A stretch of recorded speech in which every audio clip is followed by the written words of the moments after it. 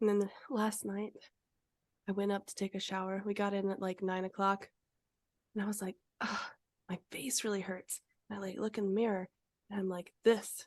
I'm like, "What is this? This was like an old whatever." And I go to like rub my hand over it, and it's just blood, just blood out of my face. It was like a blood blister that got Ew. stuck under my skin, Ew. under an old. This used to be a zit, and so it was Oh, gone. And I saw, I yeah. was like, it's raised, and it's really painful. And I just go like this, just blood. So I put like a thing on it. I know. I put like a thing on it and it doesn't hurt anymore and it's Yeah. completely flat now. So I'm like, Did you put okay, like one of those acne patches on it or I did. something? Yeah. And it Mm-hmm. worked. Like That's I put it good. on this morning and by like 11 o'clock, it was like good to go. Mount Vesuvius erupted and now it's fine. It hurts so much. I've I'm never seen so sure. much blood coming out of my face. You know what? Face and head, Oh, anything, they it's bleed awful. constantly. It's like way worse than it actually is. It is. It's like when you You get a just cut, got a lot of like a brain going up, or a lot of blood going up to your brain, I was not a about to say, brain I going up don't to your know. blood. I don't know if I got that either.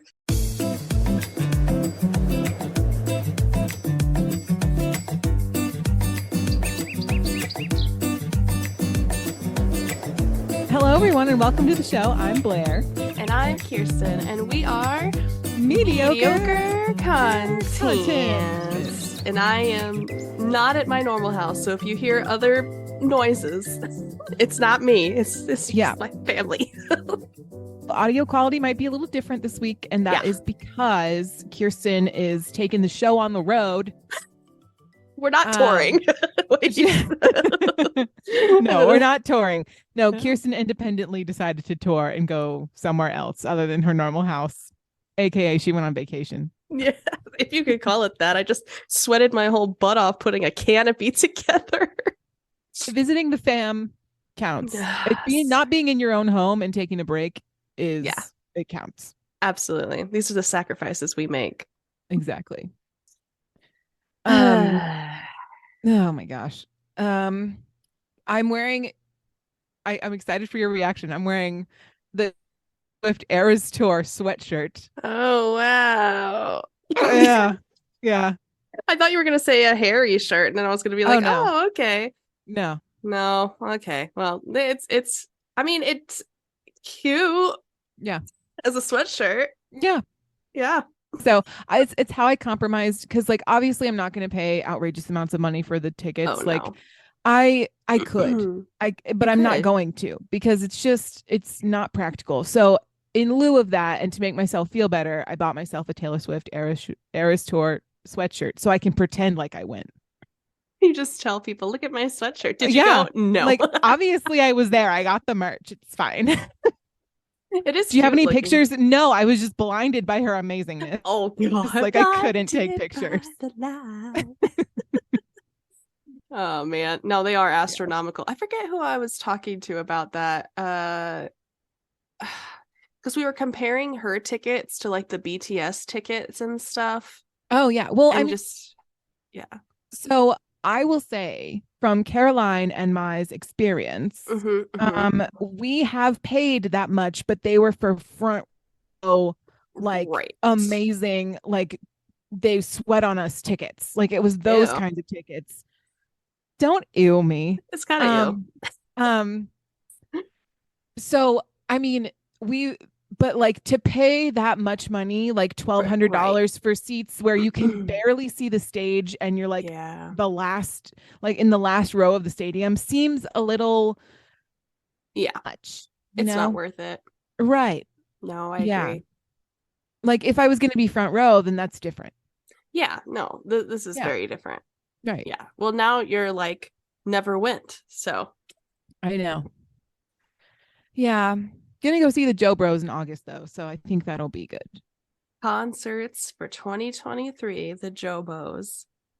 Joe Bros. I love it. Kevin is my new favorite now.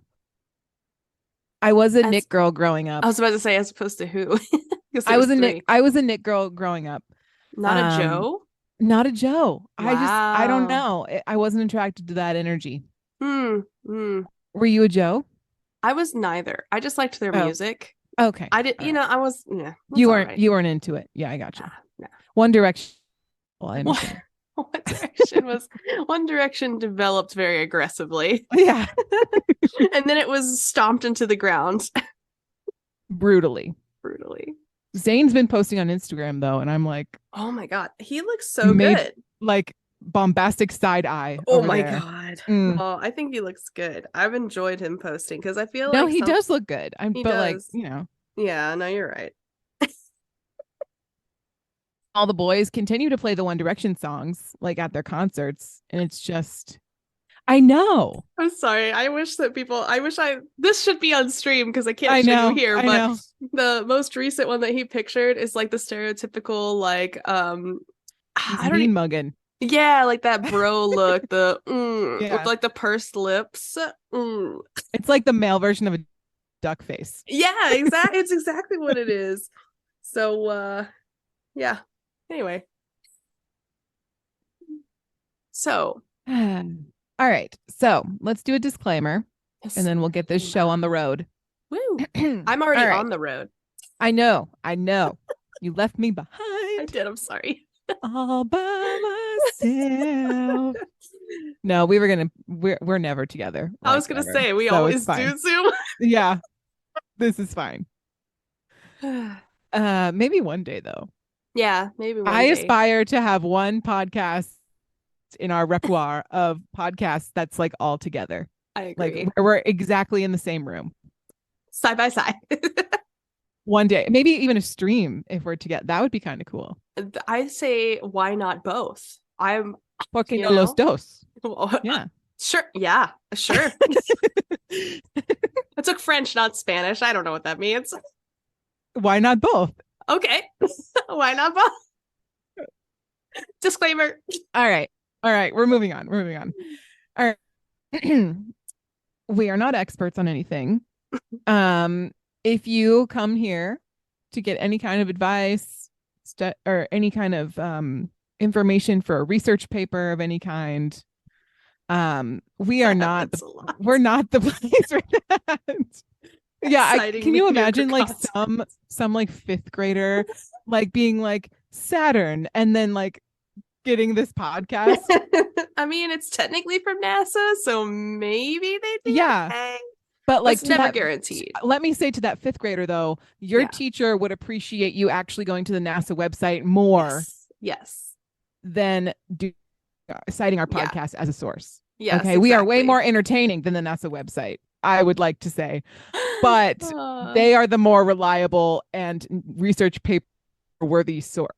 Yeah. Okay. And they're always in the description. So if you don't know where to find it, go to the description. Yeah.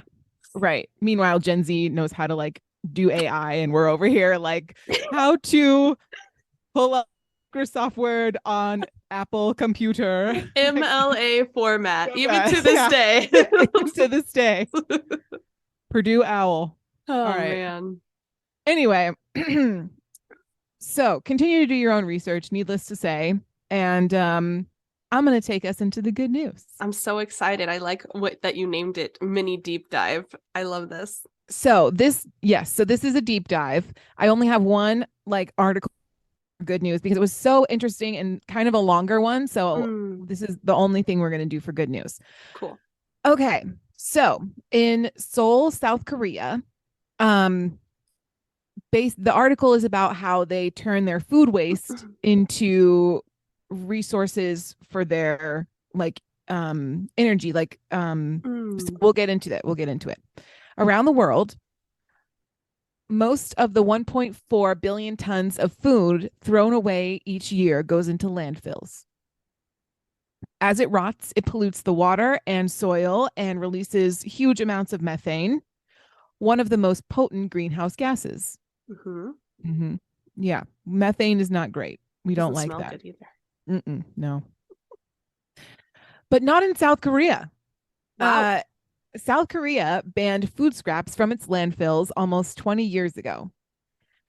Here, the vast majority of it gets turned into animal feed, fertilizer, and fuel for heating homes, aka natural gas.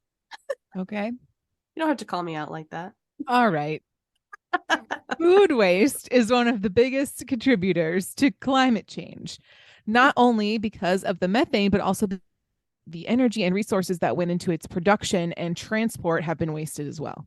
Fair. Yeah, that makes sense. So, the system in South Korea, which keeps about 90% of discarded food out of the landfills and incinerators, has been studied by governments around the world. Officials from China, Denmark, and elsewhere have toured South Korea's facilities. New York City, which will require all residents to separate their food waste from other trash by next fall, have been observing the Korean system for years, a spokesperson for the city's sanitation department said. Wow, I didn't know that. I know. While a number of cities have comparable programs, few, if any, other countries do what South Korea does on a national scale. And that's because it's so expensive. Yeah. So, although individuals and businesses pay a small fee to discard food waste, the program costs South Korea about $600 million a year, according to the Ministry of Environment. I didn't know we had a Ministry of Environment, but that's amazing. Or maybe it was South Korea's Ministry of Environment. Oh, it could be. Yeah. Okay. Nonetheless, experts say it should be emulated because it reduces so many emissions, right? So South Korea's culinary tradition tends to result in uneaten food.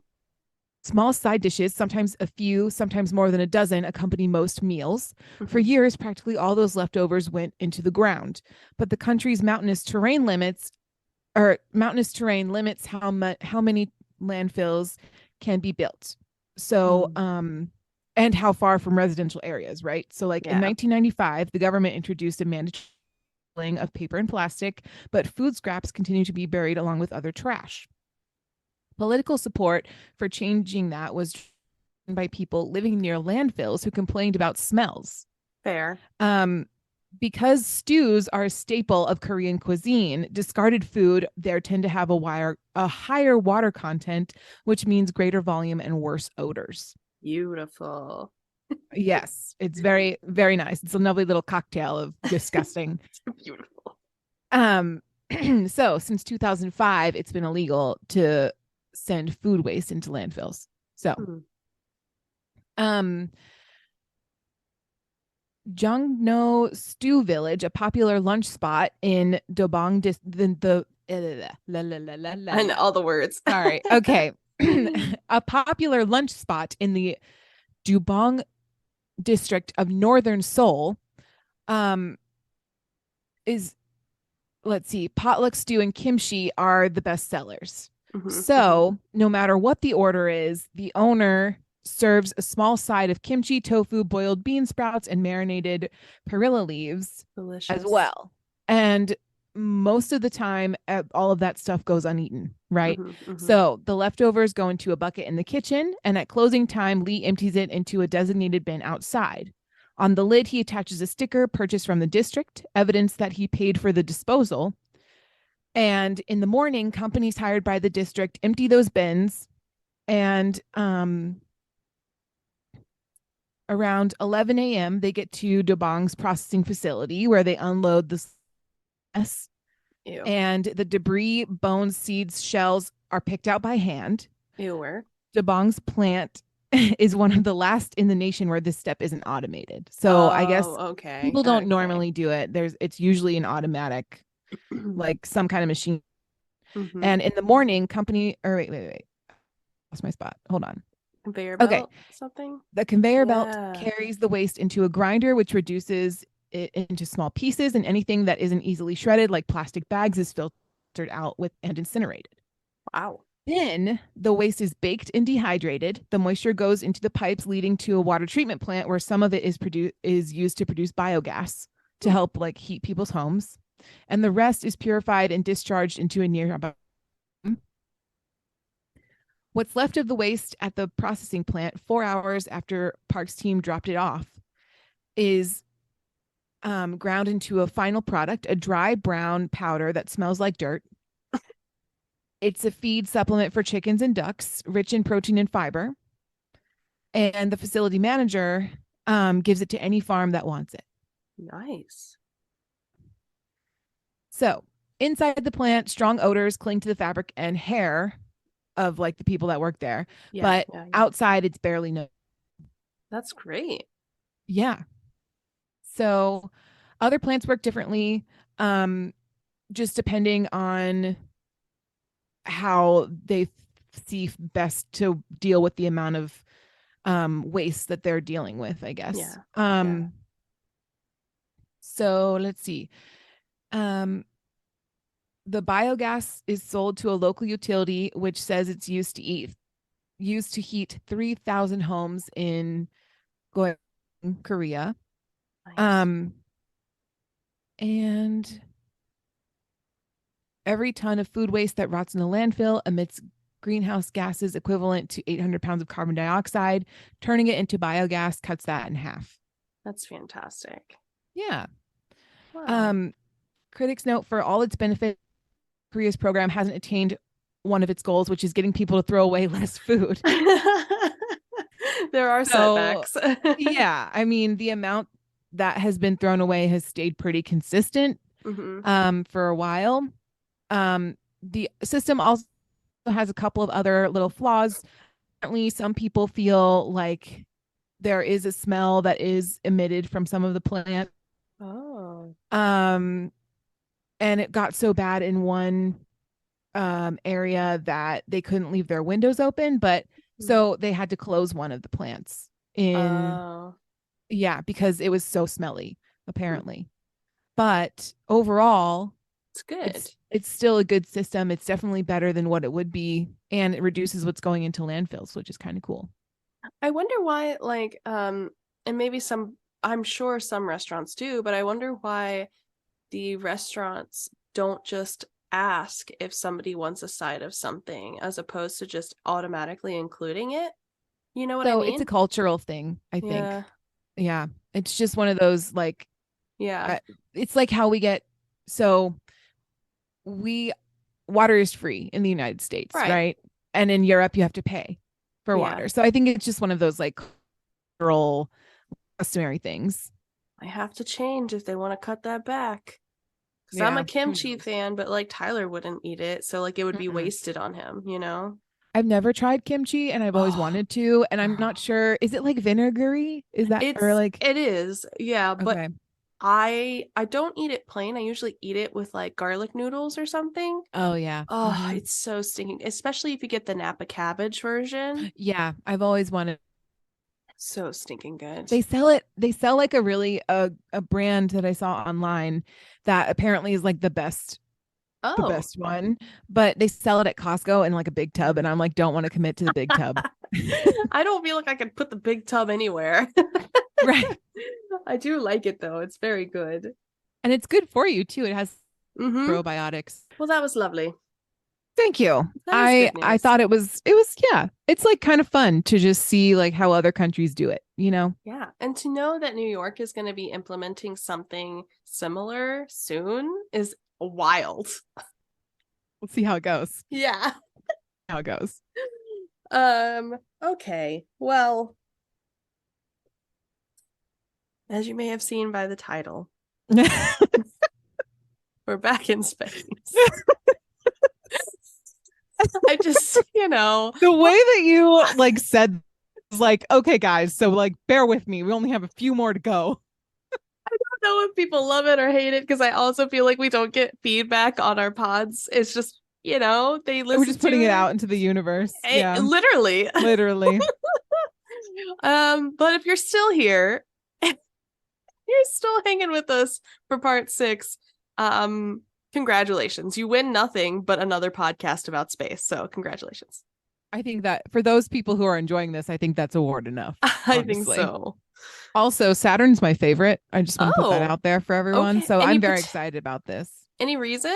I just like it because it's basic. It has like it's like what everyone thinks of when they think of planets. I feel That's like fair. no, No, everyone that's thinks of fair. Saturn. They don't think about, it has good branding. That's all I'm saying. It brands itself, apparently. All right. Yeah. No, you're right.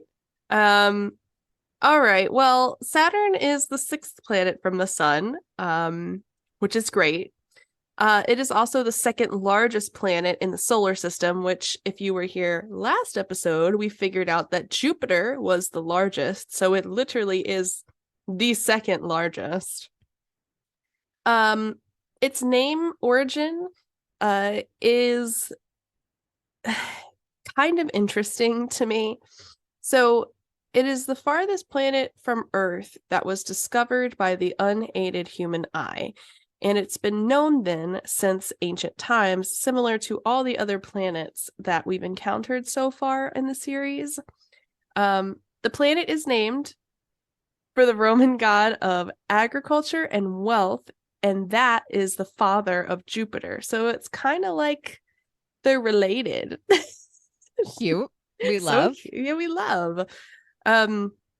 So after Saturn, anything past Saturn wasn't discovered unaided by the human eye. So that's exciting. Saturn's the last one. Oh. Yeah.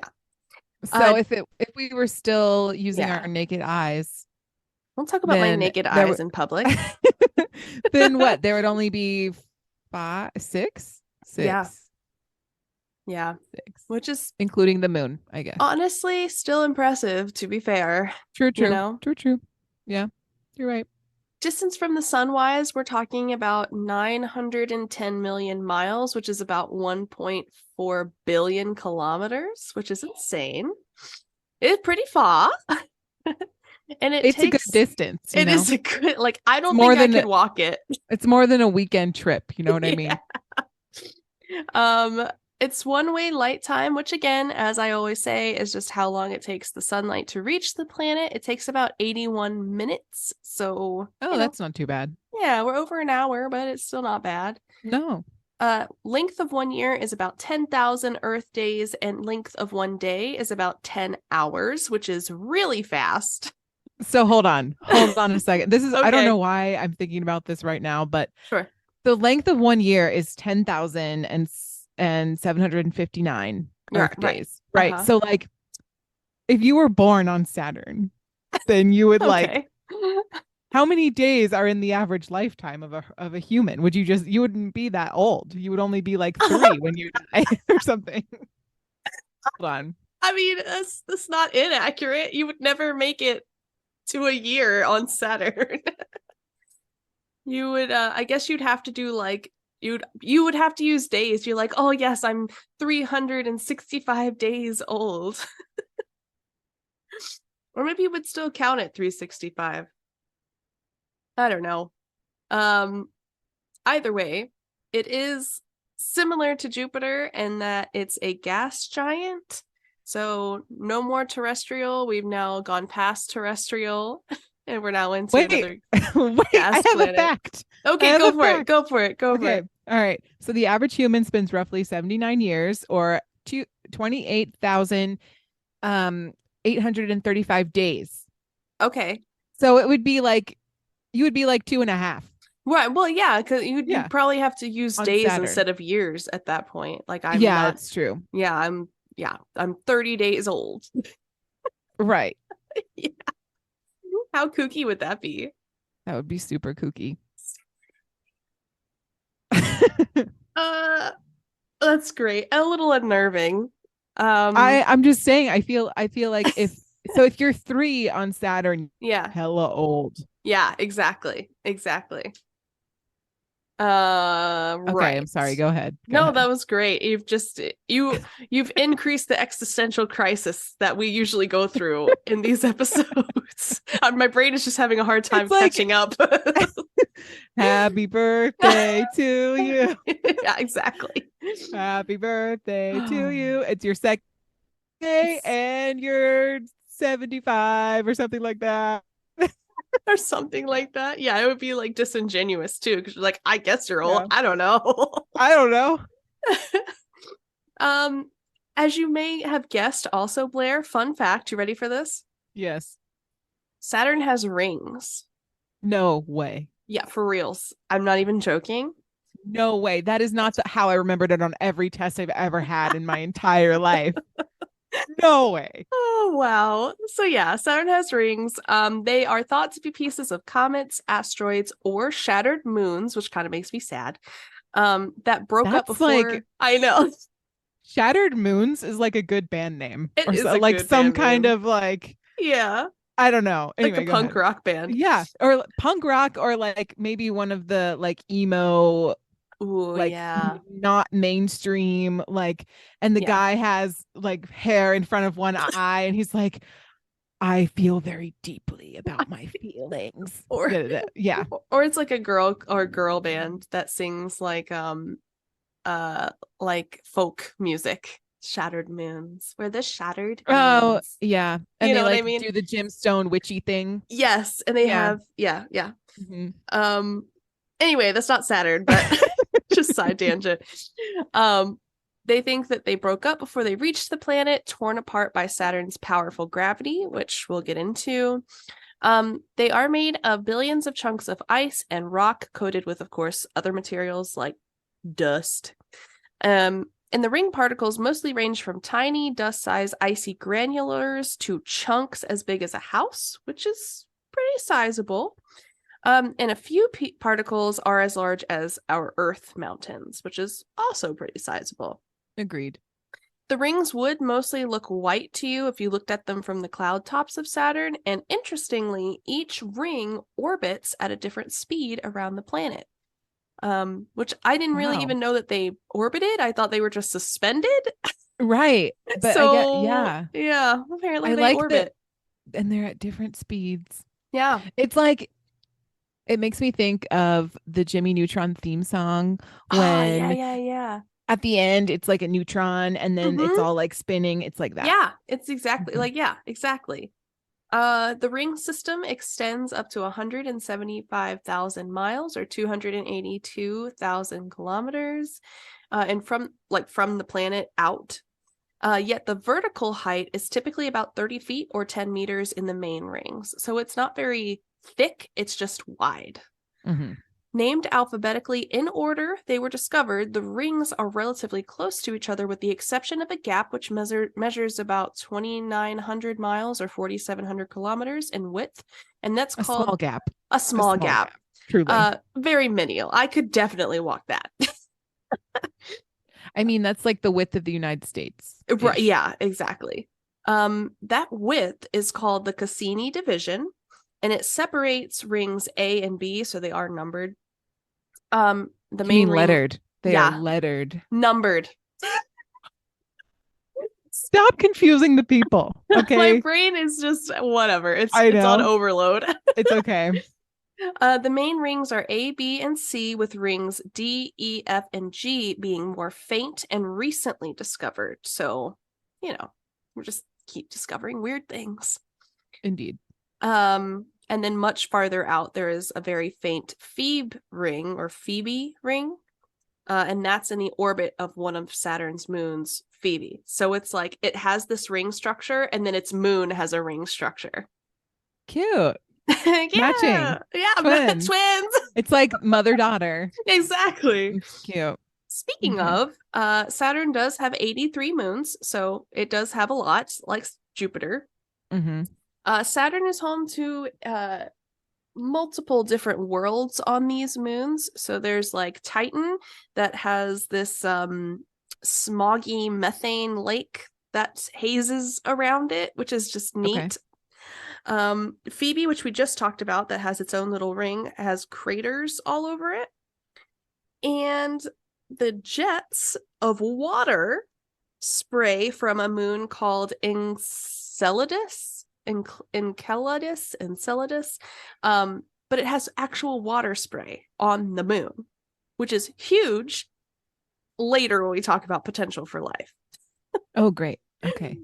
So just kind of want to put that out there. All the moons are just kind of like their own little worlds. Again, A similar to whole Jupiter. new Oh, world. jeez. Here we go. Copyright strike immediately. um, No, it wouldn't 63 be a copyright strike because it's not the actual song. It's my version of the song. It's a whole new world, Blair's version. is we're talking about Saturn, so it's Right. it's fine. Right. There are 63 moons that are confirmed and named, and there are another 20 who are awaiting confirmation of discovery, as well as naming by the International Astronomical Union, or IAU. And we've talked about them before in relation to Jupiter's moons as well. Yes. But what she look like, though, you know? I'm about to tell you. I don't know. We'll go find out. Saturn has a radius of about 36,000 miles or 58,000 kilometers. Its orbit is a little Orbit. bit it's a little bit funky as well. So it has the second shortest day in the solar system overall. Again, one day takes about 10 hours. The time it takes for Saturn to rotate or spin around once, just for reference. And then Saturn makes that complete orbit around the sun in about 29 Earth days, or Earth years, I'm sorry, which is that 10,000 plus Earth days. Its axis is tilted by 26-ish degrees with respect to its orbit around the sun, which is similar to Earth's 23-degree tilt, meaning they do have similar season experiences on the planet. Overall, it has a structure more similar to Jupiter, however, and it's mostly made up of hydrogen and helium, which makes it a gas giant. At Saturn's center, there's a dense core of metals such as iron and nickel, which are surrounded by rocky material and other compounds solidified by intense pressure and heat, which is also something that we discussed about Jupiter. They're very similar.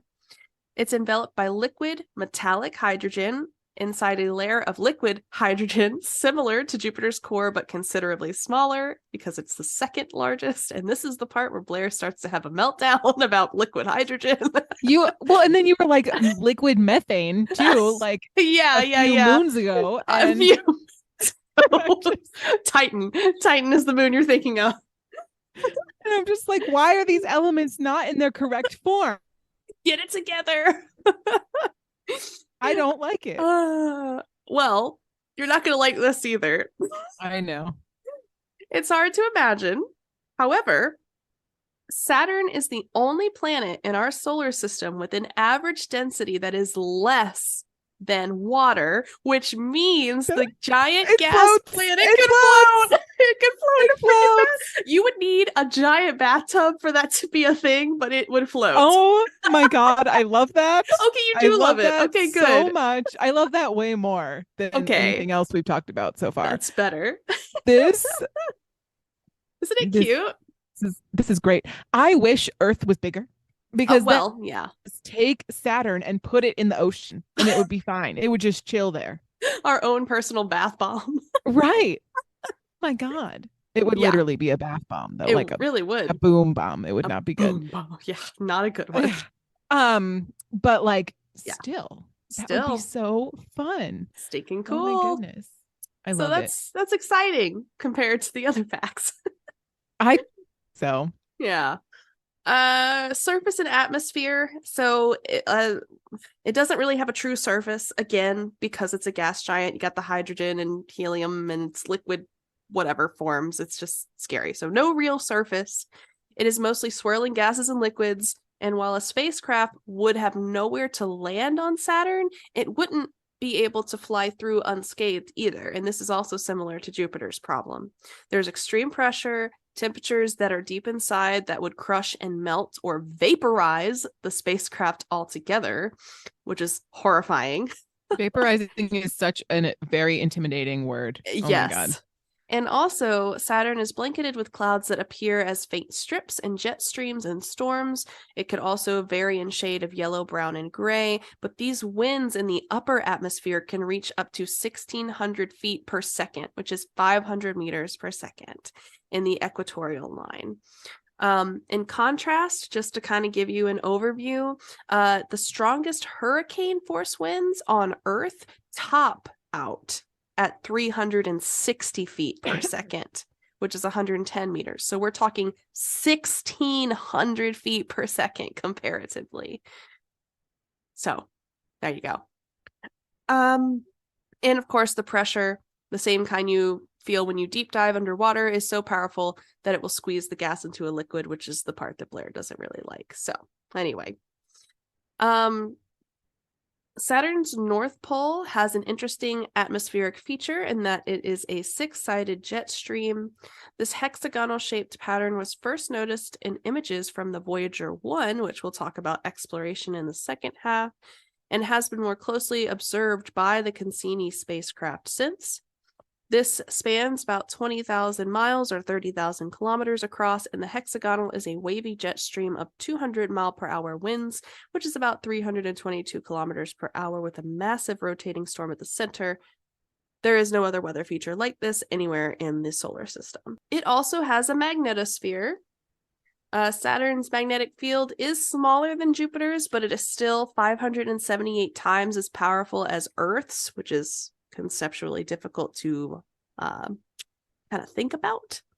Yes. Saturn, the rings, and many of the satellites lie totally within Saturn's enormous magnetosphere, and the region of space in which the behavior of electrically charged particles is influenced more by Saturn's magnetosphere field than by the solar wind. So, a very electrical sphere of magnets is basically what it is. It's just huge.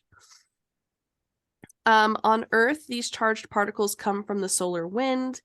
Cassini, which is one of the other vessels that were able to collect data on Saturn, showed that at least some of Saturn's aurorae are similar to Jupiter's and are largely unaffected by the solar wind. And instead, these aurorae are caused by a combination of particles ejected from Saturn's moons and Saturn's magnetic field's rapid rotation rate. However, these non-solar originating aurorae aren't really completely understood yet. So they're still kind of under study, trying to figure out exactly how they work and connect with the magnetosphere itself.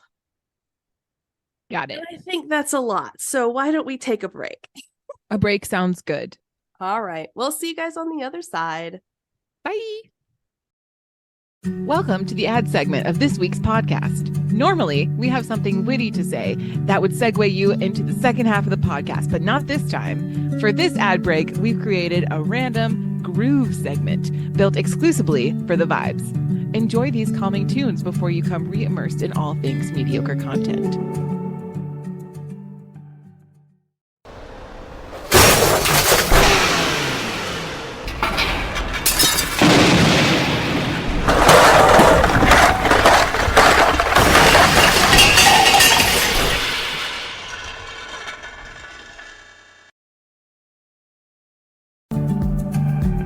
Wasn't that nice? Always good to set the mind at ease, if only for a few seconds. We hope you enjoyed this calm transition to the next half of the podcast. See you on the other side.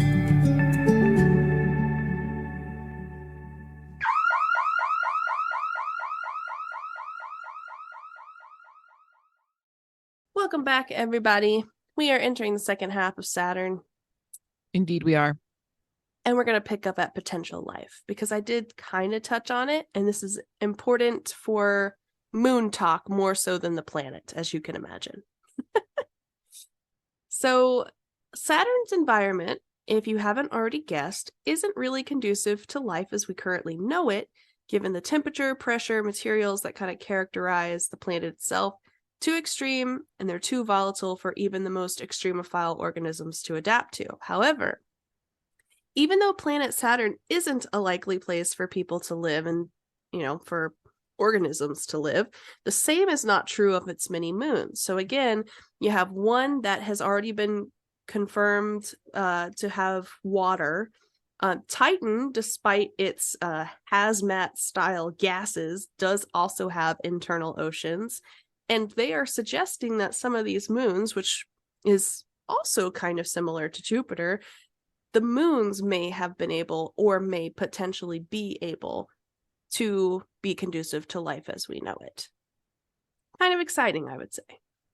I would say. And what a great view, honestly. Like if we were to Right. live on a moon of Saturn, like we could just look at Saturn and pretend that and just know that it floats. And that would be super fun. Yeah, my planet floats in water. Have you ever put it in water? No, but just trust me. I know. I know what I'm talking about. I listened to a podcast once. Yikes. I know. Formation. So, it's similar. They all say it formed around the 4.5 billion years ago when gravity pulled swirling gas and dust to become what it is now. So about 4 billion years ago, Saturn settled into its current position in the solar system, taking its as sixth planet from the sun, and it's mostly hydrogen and helium, which are the same two main components that make up the sun. So correct. I also think we talked about Jupiter kind of being like, it was so large and so similar to the sun, it just didn't become its own sun. But realistically, the point in saying that is that Jupiter could have been a sun star within the solar system with its own moons and rotation and gravity in our rotations and gravity around our sun. So they're also indicating Saturn, in theory, could have been the same because it's got so many moons rotating around it already, and it's made up of the same material. It just didn't get to the point that our current sun is. So you're like saying we could have had too many solar systems within our solar system. Correct. Yes, we could have had like and 3 the right now. moons that orbit them could be their planets. Correct. Yes. Okay. Are you okay? I'm fine. Everything's fine. Existential. I'm gonna stop doing space episodes. Well, we still have a million other things to do with this series. Yeah, no, you're right. Okay, speaking of exploration, let's talk about it. So 4 robotic spacecraft have visited Saturn. There was NASA's Pioneer 11, which provided the first close-up look, and that was in September 1979. NASA's twins, Voyager 1 and 2, followed up with flybys 9 months apart in 1980 and 1981. Each flyby revealed intriguing details about the ringed giant world, but it wasn't until the International Cassini mission arrived in orbit in 2004 that our understanding of Saturn really started to take shape. So it took a really long time for us to get there and like get substantial information. Cassini studied Saturn from orbit for 13 years before its human engineers on Earth transformed it into an atmospheric probe for its spectacular final plunge into the planet in September 2017. So you can imagine it did not last after that. And Cassini also carried ESA's Huygens probe, which had landed on Saturn's moon Titan in 2005. So pretty cool. Nice. So from Earth, astronomers have studied Saturn with telescopes for centuries. As I said, it was the last one discovered without aid visually. And the Hubble Space Telescope continues to uncover new details from its perch in Earth's orbit. I do want to kind of highlight a couple of significant events in terms of Saturn's research and exploration, and it dates back to 700 BCE, if you can think of that for a moment. The oldest written records documenting Saturn are attributed to the Assyrians, and they described the ringed planet as sparkle in the night and named it Star of Ninib, which is so cute, I think. Ninib. I'm probably pronouncing it wrong, but whatever. In 400 BCE, ancient Greek astronomers, there I go again, I can't say astronomers, it's so weird. Okay. The Orbert. The astronomers. Astronomers. I'm such a nerd. Ancient Greek astronomers name what they think is a wandering star in honor of Kronos, again, god of agriculture, and the Romans. And also the Google browser. Oh, yes, exactly. Yes. Yeah. The Romans would later change the name to Saturn, their god of agriculture. So Roman Greek issues, we're not getting into it. Yeah, that doesn't matter. That's a different. We don't care about that right now. July 1610, Galileo spots Saturn's rings through a telescope, but mistakes them for a triple planet, which I think is kind of a weird mistake to make. I don't know. I didn't see what he saw, so maybe the moons were just bigger back then. I mean, yeah, maybe they weren't as run down or cratered or something. I don't know. Yeah, I don't know. 1655, Christian Huygens discovers Saturn's rings and its largest moon, Titan, although technically Galileo discovered the rings before and just mistaked them. 1675, Italian-born astronomer Jean Dominique Cassini, hence the Cassini discoveries, discovers a division between what is now A and B rings, and again, that was named after him, the Cassini gap that they were talking about. Yeah. September 1, 1979, we talked about Pioneer 11. it found Saturn's F ring and a new moon during its voyage. The flybys between 1980 and 1981 with Voyager 1 and 2 reveal intricate structure of the ring systems consisting of the 1,000 ringlets, and flying even closer with Voyager 2 provided more detailed images and documents at the thinnest of some of the rings, which was really instrumental in getting that structure down. July 1, 2004, NASA's Cassini spacecraft becomes the first to totally orbit Saturn, beginning a decade-long mission that revealed its many secrets and surprises about the rings and moons. And then January 14, 2005, the European Space Agency's Huygens probe is the first spacecraft to make the soft landing on Titan, which we again talked about, and kind of probe around and study Titan's surface, which is, again, that lovely, cloudy, hazy nastiness, which is fantastic. September 17, 2006, scientists discover a new ring, and this ring coincides with the orbits of Saturn's moons Janus and Epimetheus. Epimetheus. Sure. Image taken during the solar occultation that backlit the planet revealed the new ring. So just discovering more moons and rings. Lots of moons, lots of rings. We got it, space. We got it. 2009, NASA's Spitzer Space Telescope reveals the presence of a gigantic low-density ring associated with Saturn's distant moon Phoebe, which again, we discussed it has its own. And then finally, September 15, 2017, Cassini ends a 13-year orbital mission, which was planned, and it plunges into Saturn's atmosphere, sending scientific data back at the last second. Cassini's final 5 orbits enable scientists to directly... You got it. It's just rough. Sample Saturn's atmosphere for the first time. So even though it died and planned to plunge into its atmosphere, it was also super significant because it gathered data in the atmosphere for the first time. And that's part of the reason we know, what it's really made of and how similar it is to Jupiter. Yeah. Very cool. And now my mouth is tired. Yeah. Don't say it like that, though. Oh, well, I said what I said and I meant what I said. It's a lot of information, okay? It is. You're right. But that kind of signs us off on another freaking space episode. What do you think? What do you think? What do you think? Oh my God, that took me back. I think this was lovely. Thank you again for enlightening us on another floating ball of gas in space. We appreciate it. We all love learning about that, don't we? Yeah, we do. Well, I mean, we only spent a few years on environmental science, so now we're going to space. I think this is good. It's a nice refresher.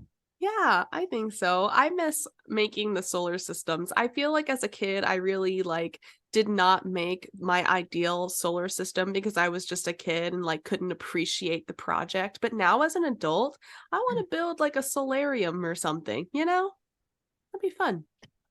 That would be fun. That would be very cool. Like a moving one. You know what? I'm going to get you a telescope for Christmas. That would be great. Yeah.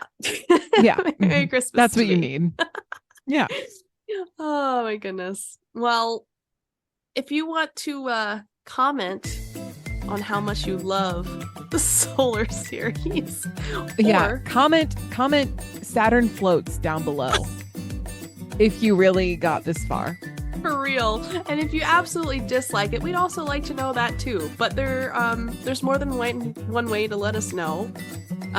You can either connect with us at mediocrecontentpodcast@gmail.com, tweet us at mediocresquawks, follow us on Instagram at mediocrecontentpodcast. You can also go over to our YouTube, which is yes, we have a YouTube now. A YouTube. Yes. Which is and you can comment over there. Yeah. If you want to. Yeah, but it's just a mashup of the streams that we're doing over on Twitch, which is twitch.tv/mediocre content podcast. Imagine that. Mm-hmm. We're bi-weekly streaming on Thursdays. Yeah, and if our doesn't work for you, then you can always catch it on YouTube later. Yep, exactly. I'm gonna leave. I'm dead. Yeah, that's fine. Leave him with that. That's fine. That sounds good.